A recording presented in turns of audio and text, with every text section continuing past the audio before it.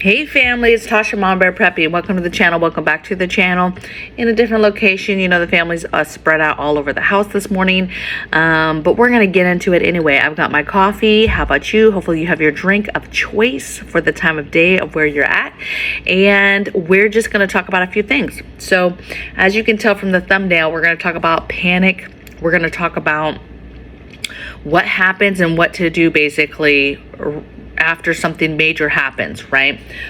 This looks like a lot of different things. This could be, we run out of food. We have no food on the shelves, right? Panic starts and ensues.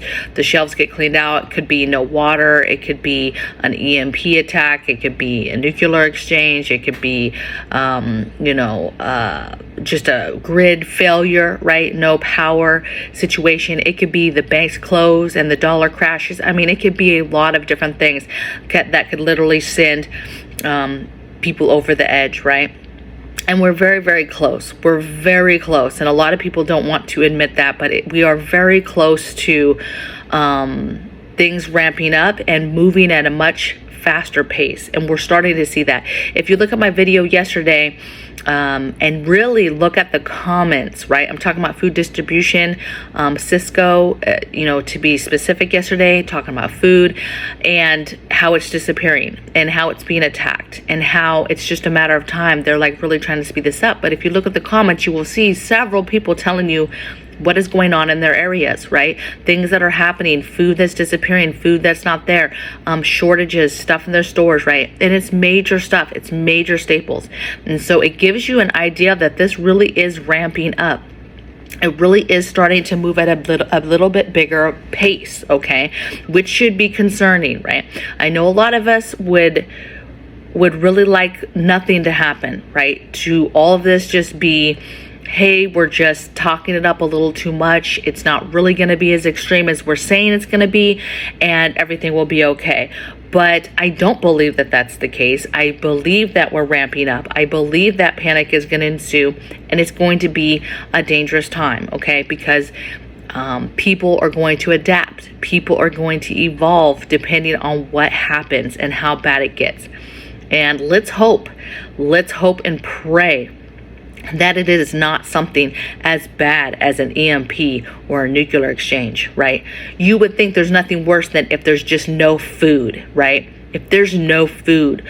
But if we still have fertile ground, we still have water, we're still able to grow our own food, we still have a power grid, which means we have a sanitation, a bathroom grid, we have a water grid, we have these other things up and running, and it's food. It's devastating, but it's not the worst case scenario, okay? Will a lot of people die because of starvation and because of food scarcity and all these things? Yes. However, there's much worse monsters that if they hit, it's very, very bad, okay? If you guys haven't read 1 Second After, it's a great book because it's EMP. However, it goes over so many things that are just so important to what will happen, right? And how people react. It's a very interesting read on how people will react, how the people that do know what's going on, how they will react, decisions they'll make, but the level of preparedness, right? And that's scary, right? But that's the reality that we are reactive people. Majority of people are reactive. They're not proactive. They're not preparing. And they're not simply ready. And so when something happens, they're going to panic. You, somebody who prepares, is going to have a level of panic inside. You're going to be thinking when something first happens, what can I go out and get? I can't tell you how many times, even myself, a storm is coming, something's happening, I'm out running, getting last minute stuff. I tell you though, when something happens that's bad, do not go out, right? That's the whole point of preparedness, so that you're not in line at the gas pump trying to get last minute gas. You're not in the pharmacy trying to get last minute pharmacy stuff filled. You're not in the store trying to get food. You're not battling crowds and crime and angry people trying to get something, trying to get propane, right? you need to be ready, and the point of being ready is so that you don't have to do that stuff, right? Something pops off, depending on how bad it is, you need to be ready and know your plan to get it going right away, right? We talked a little bit about this in my video yesterday as well. As dangerous people include you and I, right? It's not just some criminals that are going to just be deciding to, okay, we're going to loot and be criminals. There is like regular people that, let's take food for example. You have a large part of society that don't have food in their homes at all right now, and it could be because they just are workaholics. It could be because they travel a lot and they're not home. It could be a lot, they just eat out all the time. There's a lot of reasons, but you have a piece of society that literally you go in their house and they're not going to have anything to eat in their home, right? When they are home, they're ordering food, they're ordering from a restaurant, they're traveling, so they're eating out, for whatever reason, right? There's a lot of valid reasons why people might not have this stuff in their home. Then you have families, real American families, you guys, that are living paycheck to paycheck right now, that are living from grocery trip to grocery trip, right? Let's say something happened today. What day is it? 25th, 26th? It's the 26th, you guys.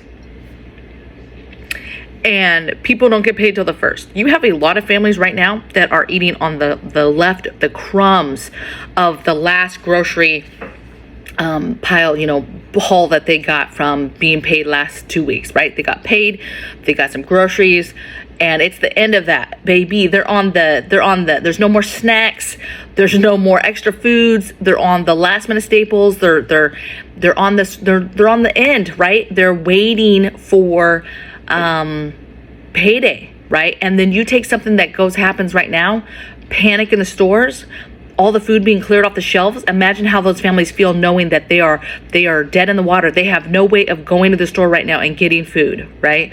And all they know is that they have only what they have left, right? But you have desperation that's going to kick in.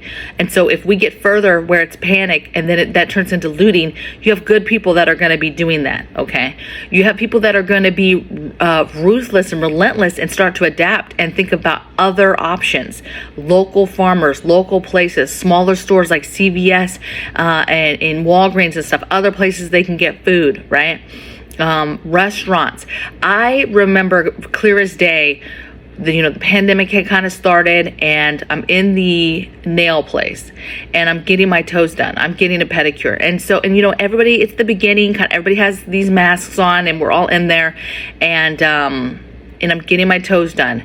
And this guy comes in frantic. And he's like, where's the owner? Where's the owner? And the owner went over there and he was basically begging her to buy her supplies so he could make hand sanitizer. Begging her, can I buy your supplies off you? And she went in the back and she ended up letting this gentleman that just came in off the streets buy some supplies so that he could make hand sanitizer.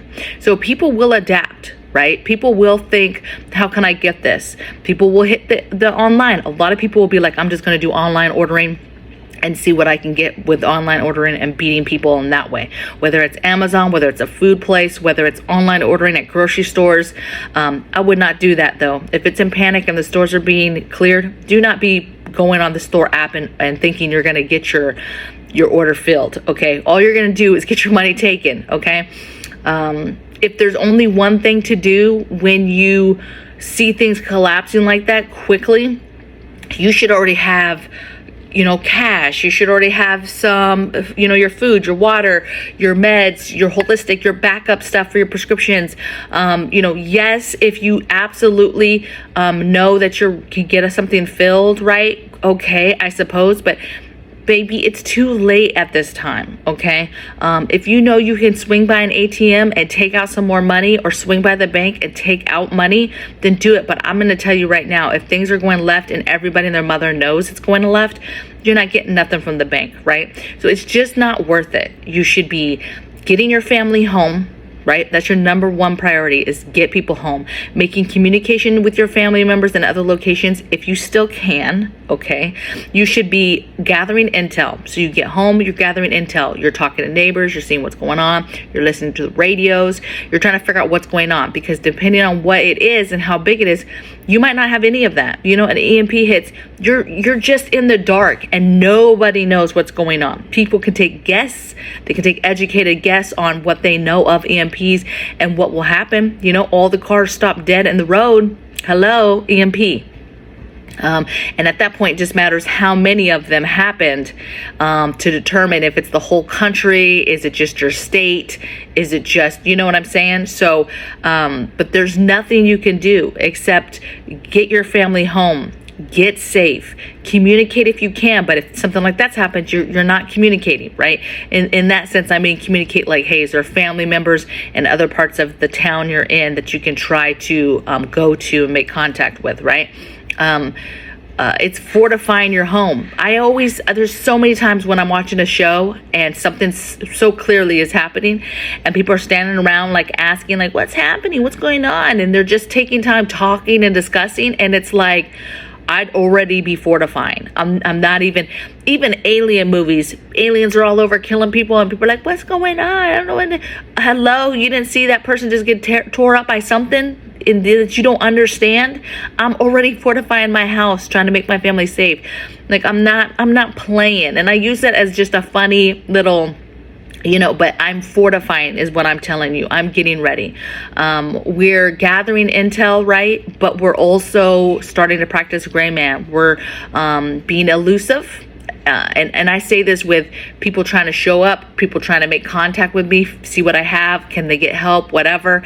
Being elusive, being unavailable. You know, when that toilet paper thing happened and everybody was losing their mind, I only picked up the phone for people that I knew I wouldn't mind if they asked for help, that I would help them. Does that make sense? I did not pick up the phone for anybody that I thought might be calling me for any other reason, right? So elusive. Will we even have phones though? So, you know, if we're something crazy like an EMP, you know, hey, probably ain't nobody coming, right? All the people I know aren't here, right? Except the tribe people. And the tribe people know what they're supposed to do, right? I don't know. All I know is when things go left, it's going to get bad. And then there's levels to this, because that's just the immediate. Get everybody home, try to figure out what's going on, fortifying, securing your water, securing your food, making sure that it's already starting to get locked down.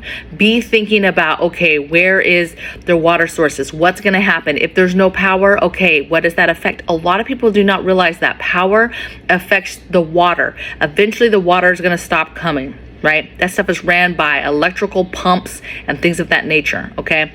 A lot of people, EMP, a lot of people think, oh, hospitals and nursing homes and different things like that, they have backup generators. Oh, their backup generators are going to pop on and no big deal. First of all, EMP, those generators are fried. They're not coming on, okay? So that's done for. That's not a thing. Power grid down, okay, yeah, the generators come on, but for how long? Only for as long as they have gas, you guys. People don't realize the sanitation. Oh, my toilet works, my toilet works. Or they think, oh, well, my toilet will always work as long as, yeah, I fill up the back with my water. I have to haul some water. Well, where are you getting this water from? And second of all, that is not always the case. You can still get backup. Once those pumps, sanitation pumps and stuff stop working, you can get backup if you're on city water, right? And it won't be a thing of, you can just put water in there and just flush the toilet. People don't know about dangerous gases and off-gassing. There's a lot of things that people do not understand will happen, okay, when a grid failure happens, right? It's just a matter of time. Same thing with people like, oh, well, we have gas, so we'll still be able to heat our home, we'll still be able to cook. And that is true, right? But only for a certain amount of time, right? It's just a matter of time before that gas runs out, right? Whatever the overflow in the city or wherever you're at, whatever they have in the reserves, once that's ran through, that's it, okay? So you have to think about long term. You have to think about this stuff that turns into weeks and then turns into months. And how does that change your fortification plan, right? How does that change things? How are you getting water when your water supply starts to run out? Where is your water coming from? I mean, you should be thinking about this stuff now so that as you go through these evolutions, you're going to be okay. Okay. Let me look at my notes real quick, you guys. And then the other thing is which we talked about the other day, is ready to defend, right? You're going to have a situation where everybody's in the same boat. So one time there was a person who told me, like, you know, what you talk about isn't going to happen. And I said, well, what do you mean? And they were like, well, when tragedy happens, people come together, people want to help each other. You know, when storms happen, you have nothing but people helping each other. There is none of this, what you're talking about, crime and death and all this stuff. And I would tell you, you're oblivious to what happens on the other side of that. Is there people that will come together in tragedy? Will neighbors and certain people come together to help each other, to honestly care about your status and what's going on? Absolutely, right? People will band together. People will get together. That will happen. Yes, absolutely. However, stuff will happen. People will die, okay? Because reality, okay? If you do not have power, or you run out of a product, let's say we run out of food, water, meds, you have people that are on life-saving meds, and as soon as they can't get that, they're going to die. If there's a long-term power outage or a EMP, you have folks, everybody that's on a life-saving machine, ventilator, whatever it is, they're gone. Okay. And that's what people don't realize. That stuff is still going to happen. People tell me all the time, I was in Katrina. Okay. I was in Mississippi, right? Wasn't in Louisiana. I was close enough. Let's just put it that way. And people were dying all over the place, dead bodies. You cannot negate the fact that bad things happen. Crime was happening and nobody was in sight to help. Okay. And so that stuff happens. Was there people, of course, that were helping people going around on boats, saving people, rescuing people? Yes. Beautiful stuff was happening. But behind the scenes, ugly stuff is happening. And that's what you're preparing for, is that ugly stuff, or if that comes to your door. Let's hope it never comes to your door, right? Let's really honestly hope that whatever happens to us is something short term, and it will be fixed, in a reasonable time, right? But the fact is that you need to prepare that it will not, right? And you have to prepare for the desperate and dangerous people, okay? That could be in the form of your friends and your families, or perceived friends and family, right?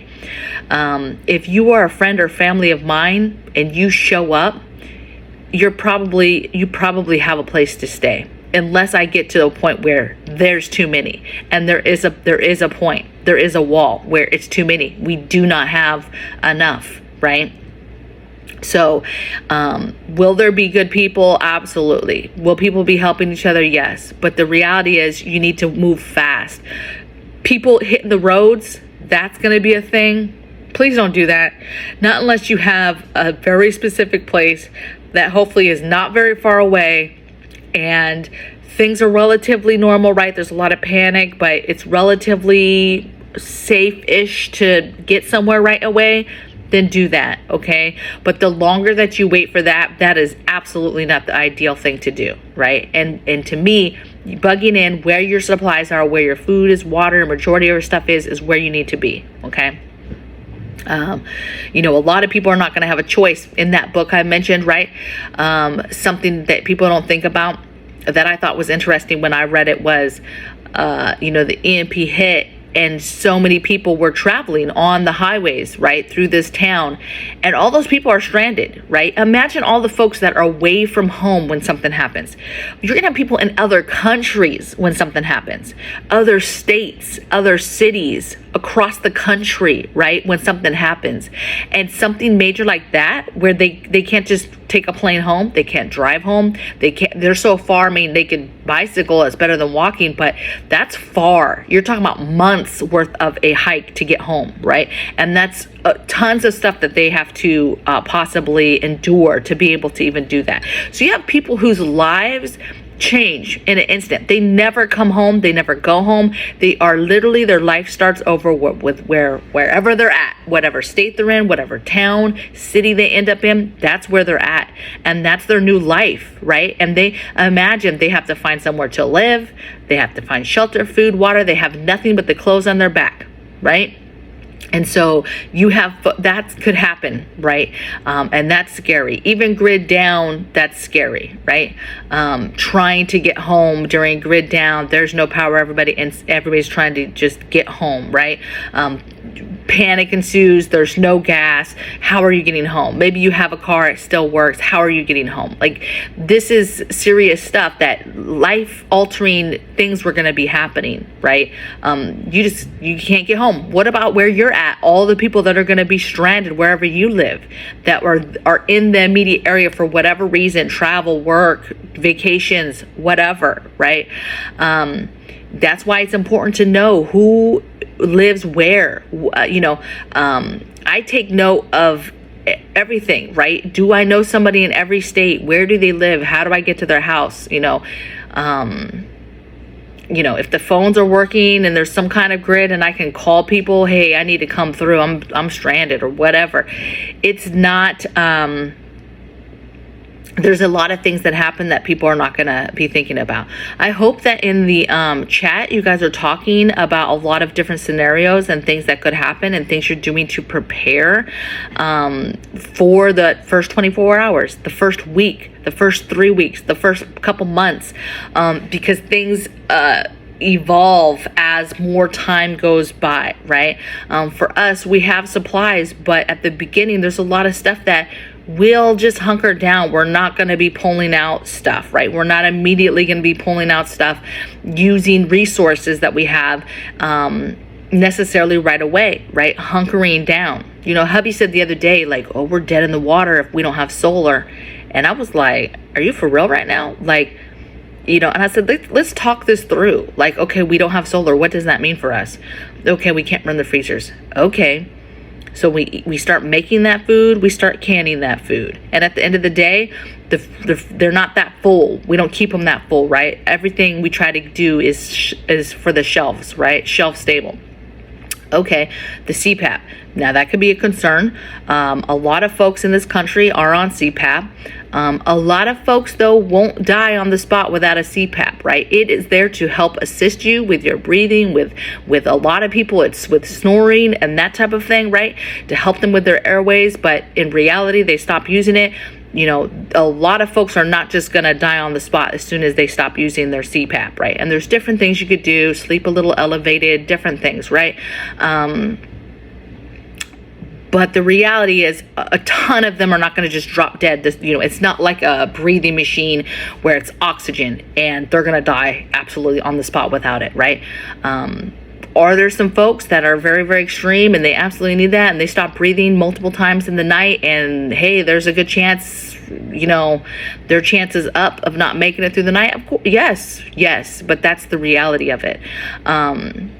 But we have so many first of all, we have so many contingencies in this home of layers upon layers of ways to help us survive.